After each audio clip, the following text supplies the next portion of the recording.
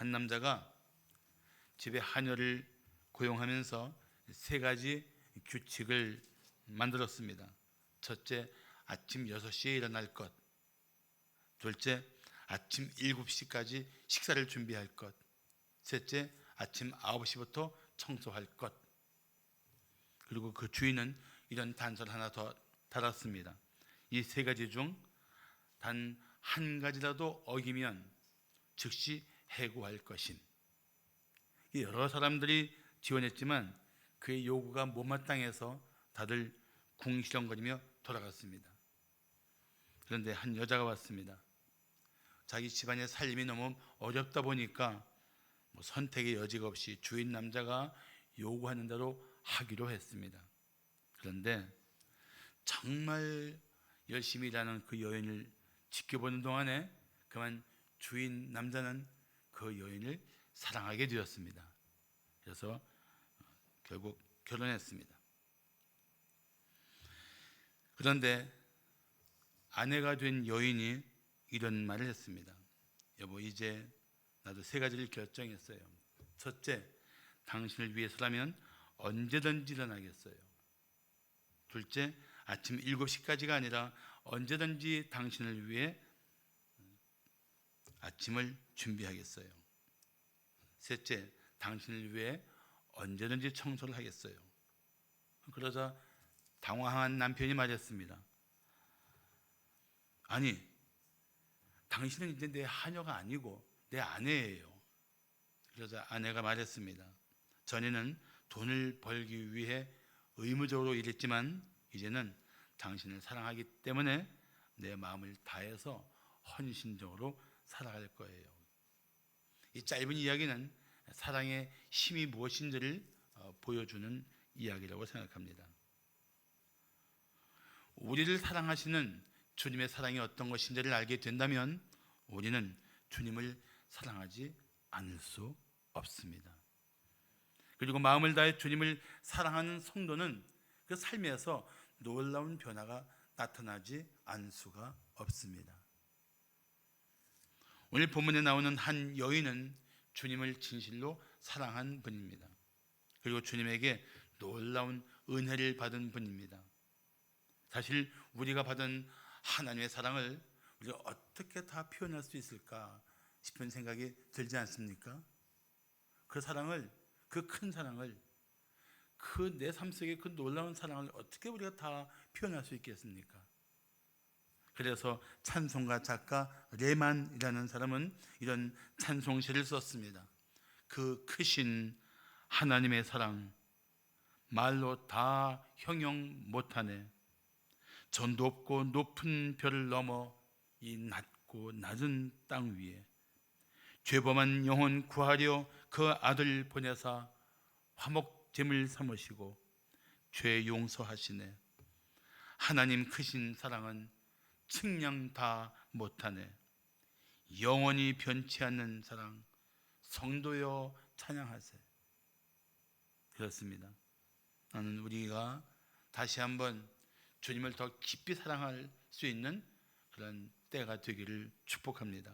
그리고 주님의 사랑을 받은 성도답게 살아가시는 한 해가 되기를 축복합니다.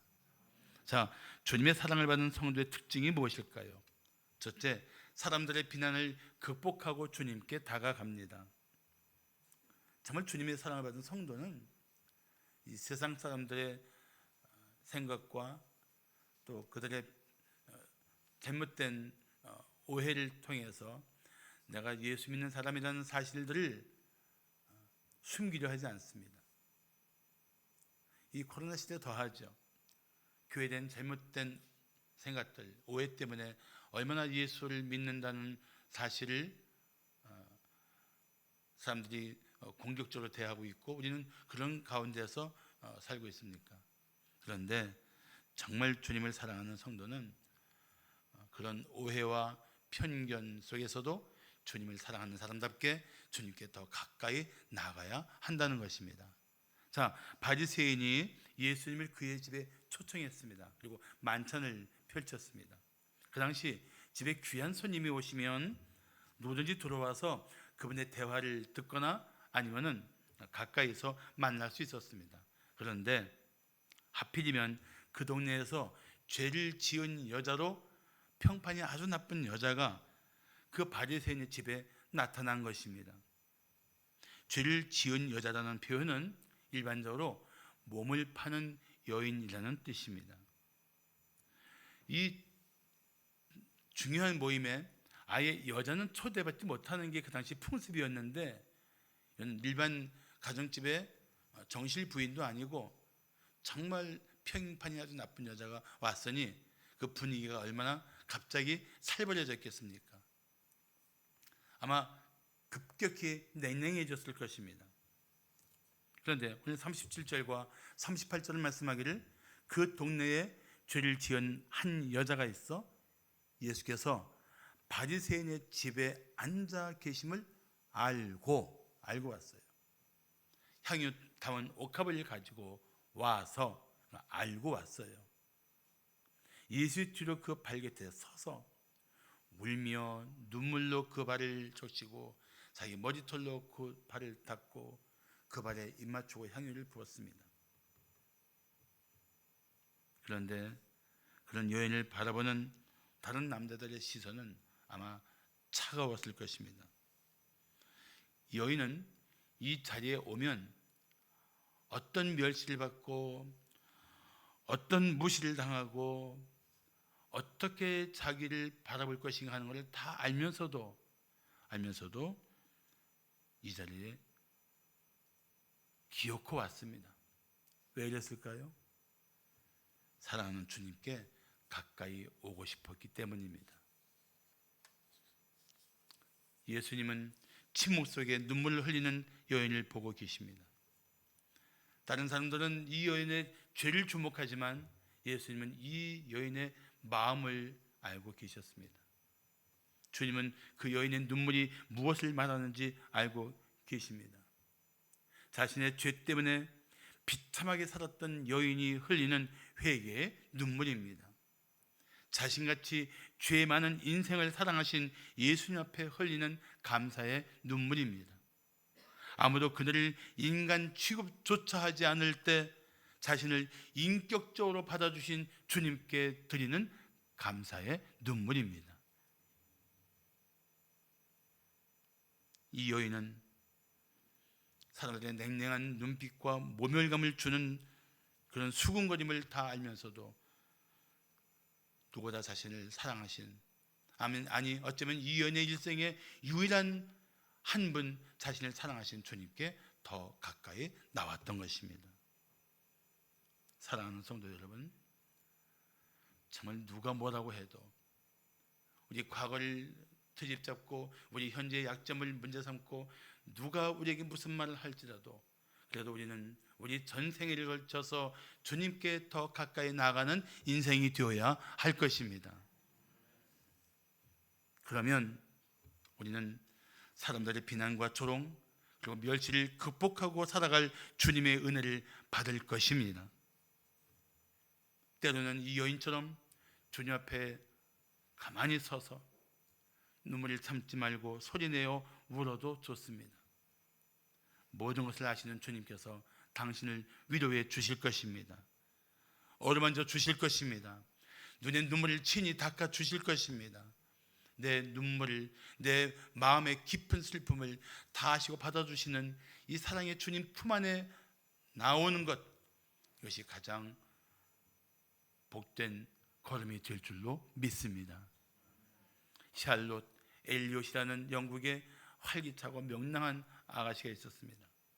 그런데 목사님과 친한 목사님과 대화를 나누다가 갑자기 자기 영혼에 대해 깊이 생각하게 되었습니다. 그래서 그 친한 목사에게 예수님을 만날 수 있는 방법을 물었습니다. 어떻게 해야 그분께 갈 수 있는지 모르겠어요. 그때 목사는 아주 지혜롭게 간단하게 답을 해주었습니다. 당신 모습 그대로 가십시오. 전도하다 보면 교회 나오라고 할 때 이런 말 듣지 않습니까? 담배 끊고 나갈게요. 술 끊고 나갈게요. 내가 좀 삶이 좀 나아지면 나갈게요. 내가 죄가 많으니까 좀 해결되면 나갈게요.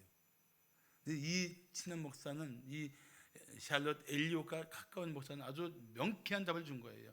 있는 모습 그대로 나오십시오. 그런데 그 순간 이 목사님의 대답에 감동을 받은 샬롯 엘리엇은 찬송시를 쓰기 시작합니다. 그리고 그 시는 마침내 찬송가가 되었습니다. 잘 아시는 찬송가입니다. 큰 죄에 빠진 날 위해 주 보혈 흘려주시고 또 나를 오라 하시니 주께로 거저 갑니다. 내 죄를 씻는 능력은 주 보혈밖에 없으니 정하게 되기 위하여 주께로 거저 갑니다.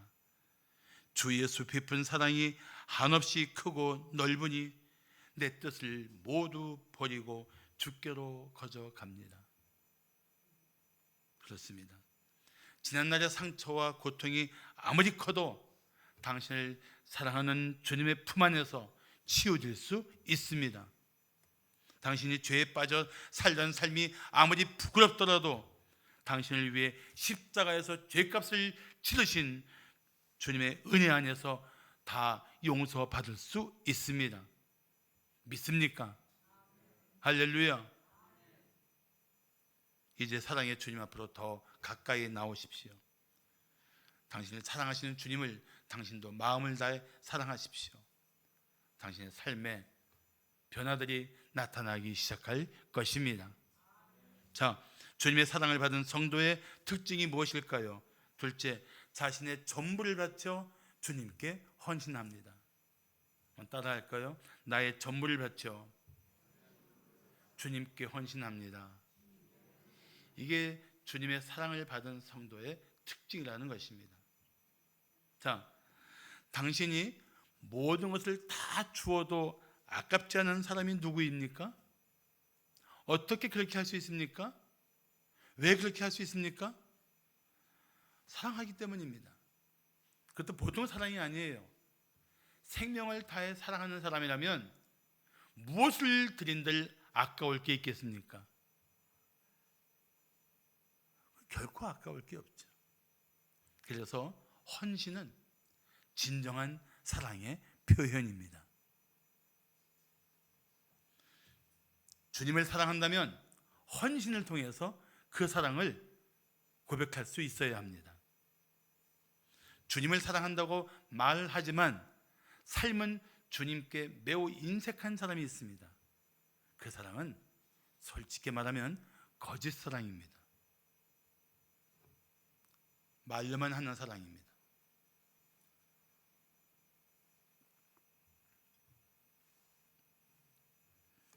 사실 우리가 살면서 내 모든 것을 다 바쳐 사랑할 사람이 있다는 사실은 참 복된 일 아닙니까? 한번 옆에 자기 부부끼리 한번 쳐다보세요. 속으로 말하세요. 이 사람은 내 생명을 걸고 사랑할 사람이구나. 한번 해보세요. 한번 옆에 자기 부부끼리 날 보지 마시고 나도 나를 이렇게 사랑해 주신다면 감사하지만 부부끼리 한번 보세요. 부부끼리 보면서 한번 마음으로 얘기하세요. 이 사람은 내가 정말 생명을 걸고 사랑할 사람이로구나. 안 하실래요? 그런데 이보다 더 우리 삶을 복되게 하는 사실이 있습니다. 뭐냐면 내가 내 생명과 함께 모든 것을 바쳐 사랑할 분이 하나님이라는 사실입니다. 영광과 권세와 존귀가 충만하신 그 하나님을 내 마음을 다해 사랑할 수 있는 내 사랑의 대상으로 삼은 자는 복된 줄로 믿습니다. 난 그 고백이 참으로 은혜로운 고백이라고 믿습니다.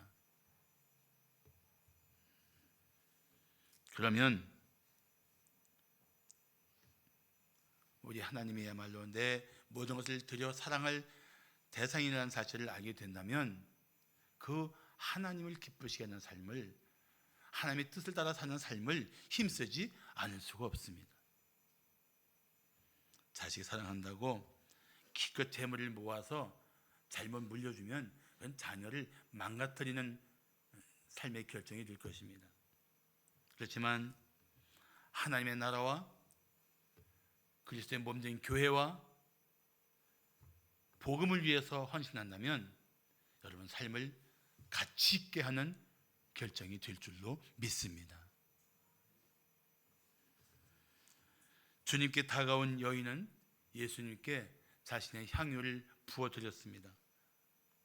이 여인의 사연을 보아 짐작컨대 아마 이 향유는 이 여인이 가진 재산 목록 1호였을 것입니다.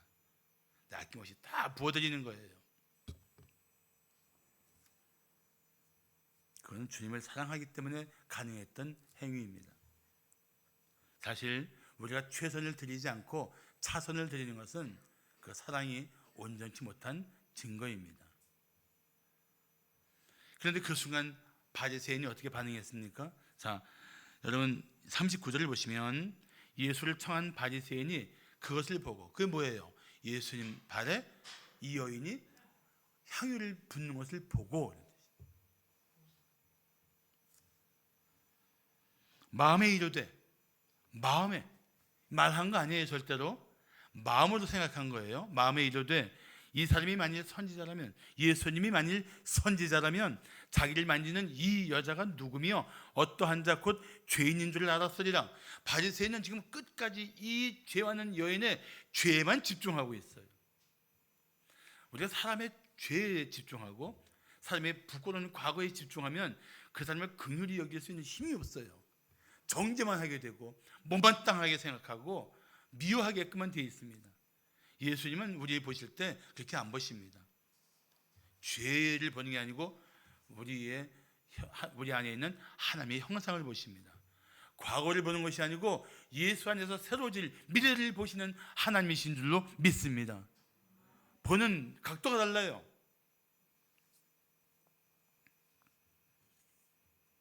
그런데 예수님께서 마음에 그런 생각하고 있는 바리새인에게 뭐라고 하신 줄 아십니까? 자, 40절을 보십시오. 예수께서 대답하여 이르시되, 이 부분이 특별하지 않습니까? 아니, 뭐 바리새인이 물었습니까? 안 물었어요. 근데 바리새인이 마음으로 생각했는데 예수님이 그 마음의 이야기를 알아듣고 대답하셨다는 얘기예요. 이 대답하여가 그런 뜻이에요. 네 마음에 있는 생각을 내가 들었어.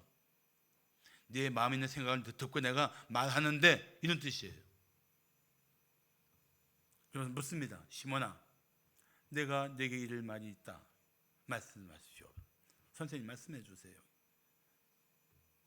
41절부터 보시면 41절 42절에 예수님께서 이르시되, 빚주는 사람에게 빚진 자가 둘이 있어 하나는 500데나리온을 짓고 하나는 50데나리온을 졌는데 둘 다 갚을 것이 없으므로 탕감하여 주었으니 둘 중에 누가 그를 더 사랑하겠느냐? 데나리온은 성인 남자, 건장한 남자의 하루 일당을 말합니다. 쉽게 10만 원 하면은 500데나리온이면 5천만 원, 50데나리온이면 500만 원, 이게 보시면 돼요. 다시 말하면 500데나리온이면 한 1년 8개월치, 50데나리온이면 한 2달치 봉급이에요. 차이가 크죠. 누가 더 사랑하겠느냐? 누가 더 이 탕감의 기쁨을 가지고 탕감해 준 그 빚준 자를 사랑하겠느냐? 대답을 잘합니다. 바리새인이 뭐라고 대답합니까? 43절에 보시면 내 생각에는 많이 탕감을 받은 자니이다. 예수께서 말씀하십니다. 내 판단이 옳다.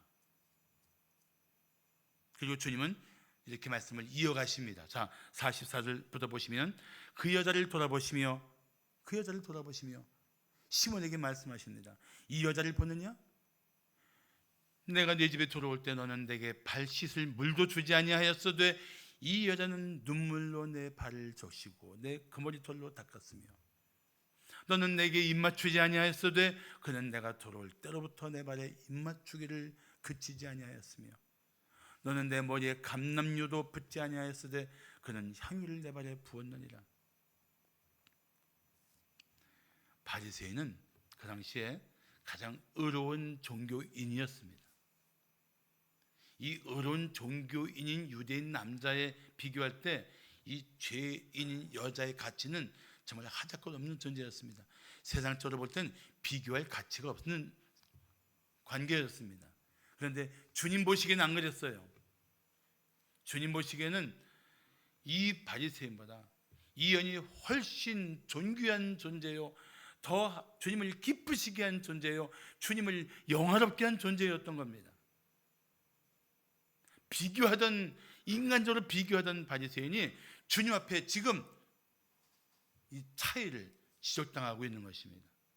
무슨 뜻인지 아세요?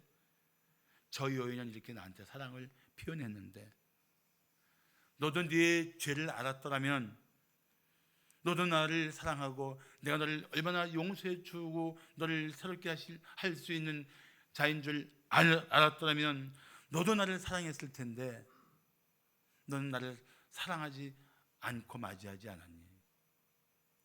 너는 나를 사랑하지 않는 마음으로 맞이했지만 저 여인은 나를 사랑하는 마음으로 저런 아름다운 행위를 보이지 않았니? 그거 말씀해 주고 있는 겁니다. 사랑하는 성도 여러분, 당신은 진실로 하나님을 사랑하십니까? 사랑한다고 고백할 수 있어야 합니다. 예수님을 3번 부인하고 그 자신의 연약함 때문에 무너져 내리던 베드로를 다시 일으켜 주기 위해서 예수님께서 3번 똑같이 물으십니다. 네가 나를 사랑하느냐? 그런데 그때 베드로의 고백은 신앙 고백한 것 못지않게 중요합니다. 제가 주님을 사랑하는 줄 주님께서 아시나이다. 마음까지 다 아시는, 속속들이 아시는 주님 아시잖아요. 제가 주님을 얼마나 사랑하는지 아시지 않습니까? 아시죠?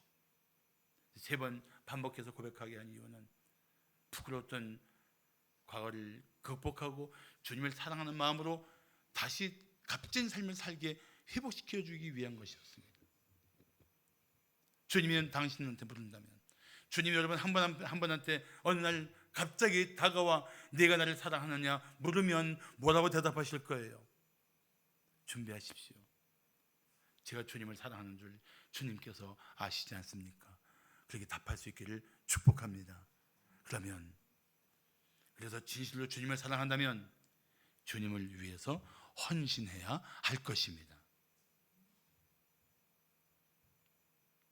대답하기 싫죠. 그래서 정말 사랑하는 주님을 위해서 헌신할 수 있는 삶이 가장 복된 줄로 믿습니다. 마지막으로 주님의 사랑을 받은 성도의 특징이 무엇일까요? 셋째, 주님의 은혜를 받고 주님께 구원받습니다. 자, 한 번 더 묻겠습니다. 이 바리새인의 집에 있는 인물 중 가장 불쌍한 사람은 누구일까요? 1번 주인 시몬, 2번 죄 많은 여인, 3번 옆에서 구경하고 있는 사람들. 누굴까요? 가장 불쌍한 영혼 1번일까요? 대답하기 싫은 이유는 너무 쉬운 질문이라서. 맞습니다. 바리새인도 자신이 죄인인 것을 깨달았어야 합니다. 어쩌면 저 여인보다, 자기가 비난하고 정죄했던 저 여인보다 자신이 더 비참한 죄인이었다는 사실을 알았어야 했습니다. 그랬더라면 얼마나 좋았을까요? 어줍지 않은 인간적인 의로움을 가지고, 자기의 종교적인 열심을 가지고 남의 죄를 정죄할 줄만 알았지 주님 앞에서 자신이 얼마나 죽어마땅한 죄인인지를 깨닫지 못했던 이 영혼이야말로 불쌍한 영혼이었던 것입니다. 주님을 자기 집에 모시고도 회개할 기회를 잃어버린 불쌍한 영혼입니다. 그것은 교회에 나와서도, 주님 앞에 머물러 있으면서도 인격적으로 예수 그리스도를 만나지 못한 현대의 교인들과 뭐가 다르겠습니까? 주님 앞에 설 때 가장 먼저 깨달아야 할 것은 내가 얼마나 철저히 부패하고 타락한 죄인인가를 인정하는 것입니다. 그리고 그러한 자신을 사랑하신 주님을 자기 마음의 구주 주님으로 영접해야 합니다. 주님이 가까이 계셔도 정작 주님을 만나지 못한 채 살아가는 비극들이 오늘도 계속되고 있습니다. 이제 예수님께서 이 여인에게 말씀하십니다. 47절을 보시면 이러므로 내가 네게 말하노니 그의 많은 죄가 사하여졌도다. 이는 그의 사랑함이 많음이라. 사함을 받은 일이 적은 자는 적게 사랑하느니라. 그리고 이 여인을 향해서 예수님은 48절에 이렇게 선포하십니다. 여자에게 이르시되 내 죄 사함을 받았느니라. 그러자 거기 있던 사람들이 속으로 수군거렸습니다. 49절에 보시면 함께 앉아있는 자들이 속으로 말하되 이 사람이 누구이기에 죄를 사하는가. 왜냐하면 유대인들은 죄를 사할 수 있는 권세는 오직 하나님께 있다고 생각했습니다. 그런데 내가 네 죄를 사하노라 하면 이분이 곧 누구란 뜻이에요? 하나님이란 뜻이에요. 바리새인은 이렇게 생각했습니다. 이 사람이 만일 선지자라면, 아니요, 선지자가 아니라 어떤 죄인의 죄도 기꺼이 용서하실 수 있는 죄 사함의 권세를 가지신 하나님이신 것입니다. 근데 이 사람들이 49절에서 함께 있는 자들이 속으로 말하는 이유가 뭘까요? 예수님의 권위에 압도당한 거예요. 감히 당신이 뭔데 죄를 사한다고 말해, 이런 말을 못할 정도로 그 압도당하여 있는 거예요. 영적인 권세에. 속으로만 궁시렁거리는 거예요. 분명한 것은 예수님은 어떤 죄인의 죄도 용서하실 수 있는 권세가 있는 하나님이라는 사실입니다. 그래서 주님이 중풍병자를 고치실 때 이렇게 자신을 밝히십니다. 마가복음 2장 10절 보시면 인자가 땅에서 죄를 사하는 권세가 있는 줄을 너희로 알게 하려 하노라. 그리고 예수님은 실제로 우리의 모든 죄를 용서하기 위해서 친히 십자가에 달려서 대속의 피를 흘리셨던 것입니다. 누구든지 그 예수를 믿으면 구원할 수 있는 구원의 길이 되기 위해서, 유일한 구원의 길이 되기 위해서 예수님은 자신을 내어주셨던 것입니다. 예수님은 이날 주님 앞에 그렇게 나온 여인에게 놀라운 말씀을 하십니다. 자, 50절을 보십시오. 50절 보시면 예수께서 여자에게 이르시되 네 믿음이 너를 구원하였으니 평안히 가라. 뭐가 구원했다고요? 이 여인을? 믿음. 예수님은 이 여인의 행위를 칭찬한 것이 아닙니다. 야, 너 이렇게 울며 회개했으니까 내가 용서해 줄게. 너 그 귀한 거를 다 나한테 부어서 향유를 부었으니까 내가 너를 용서해 줄게. 이런 행위, 이런 그 여인의 헌물, 이 여인이 보여준 종교적 열심, 그것 때문에 구원하신 것이 절대 아니에요. 구원은 오직 믿음으로 받는 줄로 믿습니다. 그 여인이 믿음으로 주님께 나왔다는 사실을 주님은 받아주신 것입니다.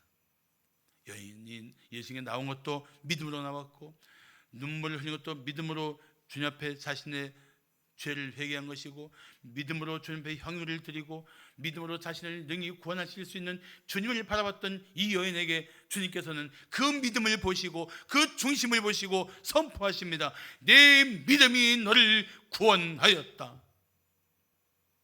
그렇습니다. 믿음입니다. 그래서 에베소서 2장 8절과 9절을 말씀하기를 너희는 그 은혜에 의하여 믿음으로 말미암아 구원을 받았으니 이것은 너희에게서 난 것이 아니요 하나님의 선물이라. 행위에서 난 것이 아니니 이는 누구든지 자랑하지 못하게 하려 함이라고 말씀하고 있습니다. 그래서 예수님께서는 이 여인에게 선포하십니다. 평안히 가라. 죄에 빠진 채 진정한 평안을 누릴 수가 없습니다.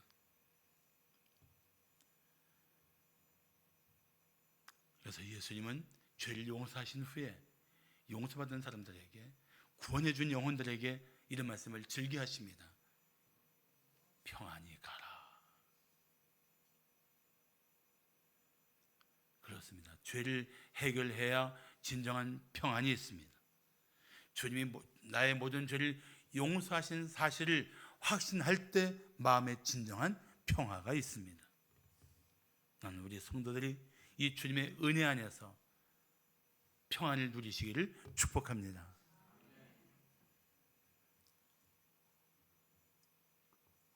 독일의 화가인 스텐버그는 성 베드로 성당에 있는 신부의 요청으로 십자가의 예수님을 그리다가 중단하고 시간을 끌었습니다. 목적은 보수가 너무 적다고 흥정하려는 속셈이었습니다. 그러던 중에 집시 여인인 페피타라는 누드 모델을 만나서 누드화를 그리게 되었습니다. 어느 날 모델 페피타는 그 기초만 잡혀있는 예수님의 십자가를 보고 물었습니다. 선생님, 저건 무슨 그림이에요? 스텐버그는 그냥 심드렁하게 대답했습니다. 아, 예수님이 모든 인류의 죄를 대속하기 위해 십자가에 달리신 그림이지. 그러다 페피타가 또 물었습니다. 저분이 우리 죄를 위해 십자가에서 못 박혀 돌아가셨군요. 페피타는 그 십자가의 완성되지 않은 모습을 바라보면서 갑자기 눈물을 흘리며 슬퍼했습니다. 그리고 페피타는 스텐버그에게 이렇게 물었습니다. 우리를 사랑하기 때문에 십자가에서 돌아가신 예수님을 선생님도 부쩍 사랑하시겠군요. 모델 페피타가 돌아간 후에 스텐버그는 그 여인이 했던 말이 계속 귀에 맴돌아서 견딜 수가 없었습니다. 선생님도 예수님을 부쩍 사랑하시겠군요. 그 말이 그 마음을 떠나지 않는 거예요. 그게 아파오기 시작한 거예요. 왜냐하면 자기는 예수님을 사랑하지 않았거든요. 그날 밤 스텐버그는 아직 완성되지 않은 십자가 그림 앞에 무릎을 꿇고 예수님보다 세상을, 예수님보다 재물을 더 사랑한 자신의 죄를 통렬하게 회개했습니다. 그리고 십자가 그림이 완성되었을 때 스텐버그는 보수도 거절했습니다. 그는 마음을 다해서 십자가 그림을 완성한 후에 그 밑에 이런 글을 적었습니다. 내 너를 위해 몸 바쳐 피 흘렸건만 너 나를 위해 무엇하느냐. 사랑하는 성도 여러분, 다시 한번 묻습니다. 당신은 진실로 주님을 사랑하십니까? 사랑하세요? 사랑해야 합니다. 주님이 어떤 사랑으로 당신을 사랑하시는지를 안다면 주님을 사랑하지 않을 수 없습니다. 주님이 당신을 사랑해서 십자가에서 어떤 희생을 치렀는지를 바르게 깨달았다면 주님을 사랑하지 않을 수 없습니다. 우리는 주님을 사랑해야 합니다. 우리의 모든 것, 생명까지 들여서 사랑해야 합니다. 그래서 마태복음 22장 37절에서 예수님은 말씀하십니다. 예수께서 이르시되 내 마음을 다하고 목숨을 다하고 뜻을 다하여 주 너의 하나님을 사랑하라.